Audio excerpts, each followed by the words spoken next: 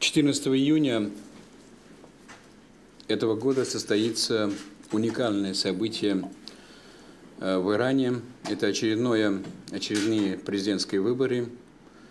И совершенно очевидно, что ситуация вокруг этого события уже накалена до предела. Ставки очень большие. От нового президента очень многое зависит. Очень многие рассчитывают на приход своего кандидата. Очень многие государства выстраивают отношения и стратегию дальнейшего взаимоотношения с определенными кругами, представителями которого будут выдвинуты, так сказать, и участвовать в президентских выборах.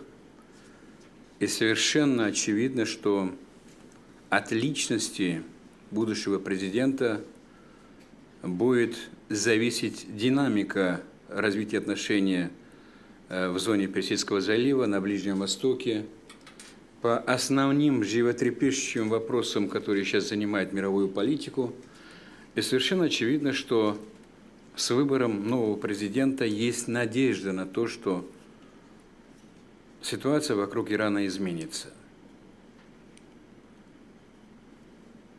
В дальнейшей эскалации напряженности вокруг Ирана, которая может привести не только к локальному конфликту, и мы все это хорошо понимаем, практически не заинтересован никто. Есть транснациональные корпорации, есть определенные лоббические структуры, которые никакого отношения к интересам отдельных государств не имеют прямое отношение к интересам корпоративным и своим профессиональным. Поэтому я полагаю, что до сентября этого года никаких особых катаклизмов в связи с Ираном или в Иране с участием внешнего участия или внешнего присутствия или давления или какого-то такого воздействия не будет. Просто по логике вещей. Международное общественное мнение не будет готово воспринять серьезно любую аргументацию любого государства, даже коалиции государств, если они будут реализовать какие-то сценарии по силовому решению, скажем, ядерной программе Ирана, или вокруг этой страны по отношению к каким-то другим соображениям. Поэтому, полагаю, в данном случае все с замиранием следят, как это все происходит. Делаются ставки на своих кандидатов. Прозападный политик, непрозападный политик и так далее и тому подобное. Уже, так сказать, в просторах или на горизонте, скажем, под названием фигуранты выборов президента почти, совершенно точно, более 2 десятков кандидатов. Среди них есть уже фавориты, есть очень известные лица, есть менее известные лица, есть вообще неизвестные лица. Иранская ментальность предполагает активнейшее участие по использованию своего избирательного права. Несмотря на то, что 14 июня будет очень жаркий день, средняя температура будет 45 градусов, как минимум, но я абсолютно уверен, что очереди будут стоять очень большие, длинные, и каждый из них тихо, молча будет стоять часами, чтобы воспользоваться своим правом избирательным. В выборе в Иране мы всегда сталкиваемся с нашими выборами отношений народа к честности, правдивых, так сказать, и так далее, там, демократичных выборов и так далее. Я думаю, что ни один международный наблюдатель, который в ходе других президентских, уже состоявшихся президентских выборов участвовали в этом процессе у них нет оснований сказать, что в Иране что-то нарушается. Это очень серьезное заявление. Учитывая уровень и накал противостояния западных государств с Ираном, я абсолютно уверен, что если малейшее было бы нарушение на избирательных участках или фальсификация, так сказать, итогов выборов, то они самым жестким образом пересекли это все, и выборы в Иране не считали законными и действительными. Ну, несколько слов, я так понимаю, что о кандидатах возможных. Да, конечно, как вы обещали.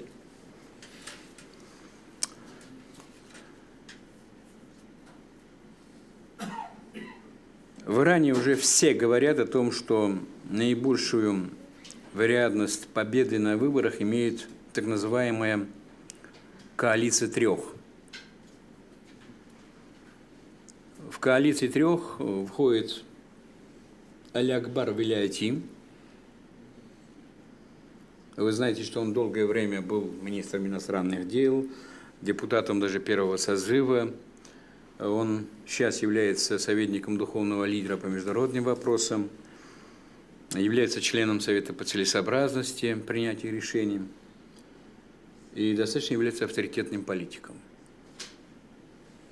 Он, второе лицо в этой коалиции, нынешний мэр Тегерана Калибаф. Калибаф, собственно говоря, был в свое время командующим КСИР, как вы знаете, достаточно авторитетный человек, но он практик, он воспринимается в сознании иранцев как человек, который может очень многое изменить в социальной жизни, в социальной сфере, он практик. Если воспринимается Вилаяти как теоретик, как в чистейшем виде политик, это человек, Калибаф, человек, который на самом деле, его энергия, знания, деятельность, все время было обращено на решение конкретных задач, которые влияют на жизнь иранцев. Это очень сильный политик-практик. И третий член этой коалиции, этой тройки, бывший спикер парламента Хадад Адел, достаточно авторитетный человек, он сейчас несколько в тени, но в свое время достаточно был популярным и одно время даже претендовал на этот пост, является родственником духовного лидера. И я полагаю, что как раз третий член этой коалиции, этой тройки, призван, так сказать, более или менее сбалансировать крайности политической теории, политика практика и человека, который знает законодательство, непосредственно имеет отношение с депутатами, с регионами и с представителями духовной части и элиты Ирана. Так, уже заявила свои претензии претендовать на пост президента Мухсин Резаи, человек, который долгое время был командующим КСИР, является сейчас секретарем Совета Высшего Совета национальной безопасности, Совета по целесообразности принятых решений, достаточно авторитетным лицом. В прошлых выборах 2009 года он участвовал, был на стороне оппозиции, ну, тех, которые не согласны были с итогами выборов, скажем так. Но в конце концов он признал итоги выборов и вошел, так сказать, как достойный член созидательного труда и иначе получил пост, и все 4 года активно работает в сфере развития этого государства. Ну, конечно же, никто не сбрасывает со счетов Али Акбара Рафсанджани. Очень многие просят, чтобы он вернулся. Он сам не исключает такого исхода. Полагаю, что вполне возможно, что он согласится, но тем не менее надо иметь в виду, что ему очень много лет, и все-таки есть ощущение, что в иранской политике есть тенденции к тому, чтобы все-таки пришли не очень, скажем так, достаточно молодые люди. В этом смысле, исходя из этой логики, есть вероятность, что он может отказаться в пользу кого-то. Но, конечно же, очень многие сейчас думают об Исфандияре Машаи. Как вы знаете, Исфандияр Машаи является родственником нынешнего президента Ахмадинежада. Команда Ахмадинежада. Многие в Иране считают, что на самом деле после истечения срока президентства Ахмадинежада вот эта глыба под названием команда Ахмадинежада где-то должна присутствовать в политической системе Ирана. Очень много проблем в связи с деятельностью этой команды.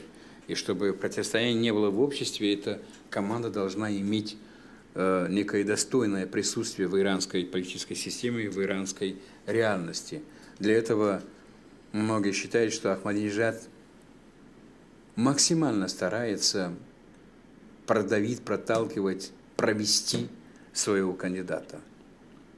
Ну, когда я говорю Ахмадинежад, это имеется в виду команда нынешнего правительства Ирана во главе с Ахмадинежадом. И поэтому единственным кандидатом или выдающимся кандидатом вот этой группе является именно Машаи. Сам не отказывается от, в общем, амбиции стать президентом Исламской Республики Иран. Когда мне сказали, что Саид Джалили собирается претендовать на пост президента, мне стало несколько смешно, а потом я подумал, что почему бы и нет. Это человек с серьезными амбициями, очень жесткий переговорщик. В Иране воспринимается как человек, который защищает, максимально защищает и ни на шаг, ни на йоту не уступает в плане защиты интересов Ирана. И эту жесткую позицию очень многие уважают. Очень много разных людей, достаточно авторитетных, которые работали в Меджлисе Ирана, занимали разные посты, так сказать, возглавляли разные министерства и так далее и тому подобное. По иранскому законодательству любой гражданин имеет право записать себя кандидатом в президенты Ирана. Вы знаете, что выборы в Иране контролирует и организовывает Министерство внутренних дел, МВД. И вот есть определенная комиссия, которая кандидатов отсеивает по разным причинам и критериям. И основные критерии отсеивания кандидатов являются их вменяемость, возраст, адекватность, приверженность к исламским ценностям и, самое главное, согласие этого человека продолжить защиту интересов Ирана. Поэтому, исходя из этих критериев, я думаю, что очень многие кандидаты будут отсеяны. Но в конечном итоге к выборам, полагаю, что будут допущены до 10 кандидатов. И эти выборы станут самыми, может быть, ожесточенными, поскольку, еще раз говорю, ставки очень большие.